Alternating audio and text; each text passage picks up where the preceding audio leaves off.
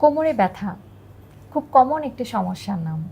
গবেষণায় দেখা গেছে প্রতি ৩ জনের মধ্যে ২ জন জীবনে কোনো না কোনো সময় কোমরে ব্যথা আক্রান্ত হয়েছেন এবং আমাদের মেডিসিনের কাছে রোগীরা যখন আসে সেকেন্ড মোস্ট কমন কমপ্লেইন থাকে ব্যাক পেইন এবং অধিকাংশ ক্ষেত্রে এই ব্যাক পেইনে দুশ্চিন্তা কোনো কারণ নেই এবং সবচেয়ে কমন যে কারণে ব্যথাটা হয়ে থাকে সেটার নাম হলো মেকানিক্যাল ব্যাক পেইন। আজকে আমি আমার ভিডিওকে ৪টি পর্বে সাজিয়েছি। প্রথমত আমি বলবো কী কী উপসর্গ দেখলে আপনি বুঝতে পারবেন যে আপনি মেকানিক্যাল ব্যাক পেইনে ভুগছেন। দ্বিতীয়ত আপনি কিভাবে বাসায় ৫টি স্টেপস ফলো করে এটা ট্রিটমেন্ট নিতে পারেন।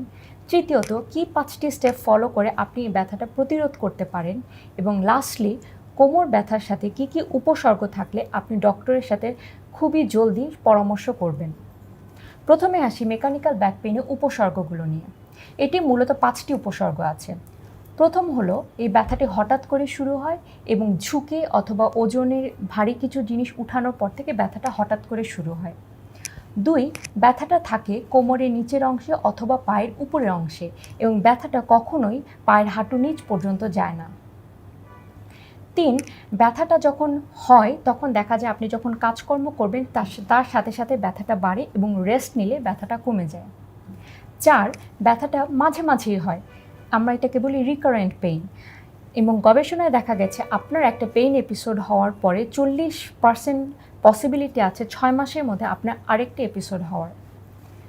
৫ প্রগনোসিস, এই ব্যথার প্রগনোসিস খুবই ভালো। দেখা যায় ৩০ ভাগ মানুষ ২ দিনের মধ্যে সম্পূর্ণ সুস্থ হয়ে যান এবং ৯০ ভাগ মানুষের সাধারণত ৬ সপ্তাহের মধ্যে সম্পূর্ণ রিকভারি লাভ করে এবং 10% মানুষ বা ১০ ভাগ মানুষ যারা বাদ থাকেন তাদের দেখা যায় ব্যথাটা অনেক দিন পর্যন্ত থাকতে পারে এবং তাদের কোনো একটা সাইকোলজিক্যাল কনফ্লিক্ট থাকতে পারে, যেমন কাজের সমস্যা অথবা পারিবারিক সমস্যা, স্ট্রেস, অ্যাংজাইটি, এগুলো খুব ইম্পর্টেন্ট রিস্ক ফ্যাক্টরস এই ব্যথাটা অনেক দিন থাকার পেছনে। এবার আসি ট্রিটমেন্টের ব্যাপারে। ট্রিটমেন্টের আগে একটু বলতে চাই যে এই মেকানিক্যাল লো ব্যাক পেইনে আমাদের আসলে কোনো ইনভেস্টিগেশন যেমন এমআরআই, এক্স-রে বা সিটি স্ক্যানের কোনো প্রয়োজন নেই। এবার আমি ট্রিটমেন্ট সম্পর্কে বলবো। ৫টি ট্রিটমেন্ট যেটা আপনি বাসায় বসে নিয়মিত নিয়ে আপনার এই ব্যথাটা আপনি সারিয়ে ফেলতে পারেন। ফার্স্ট হলো রেস্ট। একসময় দেখা গেছে যে বেড রেস্টই ছিল এই মেকানিক্যাল ব্যাক পেইনের সবচেয়ে বড় চিকিৎসা, কিন্তু আলটিমেটলি গবেষণায় দেখা গেছে যে যদি আপনি বেশি রেস্ট নেন তখন উপকারের থেকে অপকার হওয়ার সম্ভাবনা বেশি।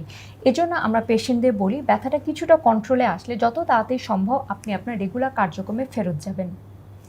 ২ মাসাজ অথবা হিট অর কোল্ড কম্প্রেশন। এটা যদিও সায়েন্টিফিক্যালি প্রুভড না, বাট অনেক রুগী ঠান্ডা বা গরম শেক ব্যবহার করে এর উপকারিতা পেয়েছেন, সেজন্য আপনি এগুলো ব্যবহার করতে পারেন।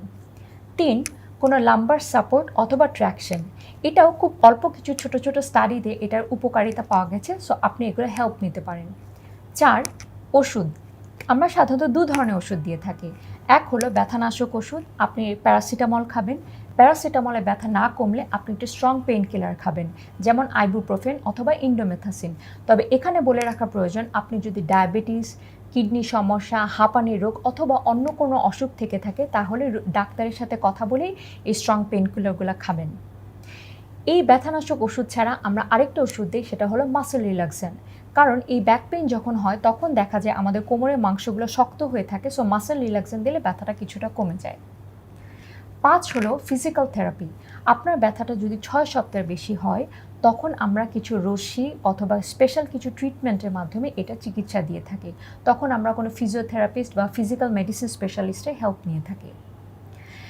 এটা ধরেন আপনার যখন ব্যথা হলো তখন আপনি এই জিনিসগুলো করলেন। এরপর আমি ৫টি স্টেপসের কথা বলবো যেগুলো আপনি নিয়মিত প্র্যাকটিস করলে আপনি ব্যথাটা প্রতিরোধ করতে পারেন। এই রিলেটেড আসলে আমি আরও বলতে চাই যে আপনার কী কী কারণে এই ব্যথাগুলো হয়ে থাকে, এ সম্পর্কে জানলে এই ব্যথাটা প্রতিরোধ করা খুব সহজ হবে। ফার্স্ট হলো ব্যাড পশ্চার।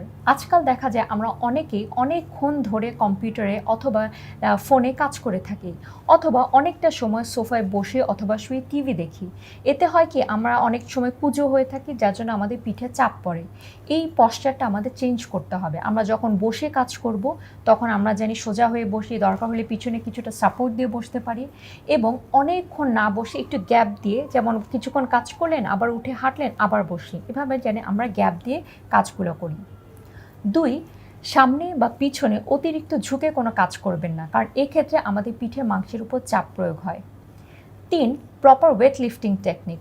এটা হলো আপনি যখন ভারী কিছু জিনিস মাটি থেকে উঠাবেন, আপনি পা ভাঁজ করে নিচে বসবেন, জিনিসটা ধরবেন, তারপরে সোজা হয়ে উঠবেন।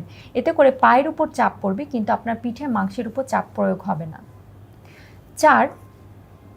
আপনার যদি ওজন বাড়তি হয়ে থাকে তাহলে ওজন কিছুটা কমাতে হবে, কারণ অতিরিক্ত ওজন আমাদের পিঠের মাসলকে উইক করে ফেলে। 5. আমাদের পিঠের মাসলকে স্ট্রং করার জন্য আমাদের কিছু এক্সারসাইজ করতে হবে, যেগুলোকে আমরা বলি ব্যাক স্ট্রেংথেনিং এক্সারসাইজ। আপনি কোনো ফিজিওথেরাপিস্ট, জিম ইনস্ট্রাক্টর, ম্যাগাজিন অথবা ইন্টারনেট থেকে এই ব্যাপার হেল্প নিতে পারেন।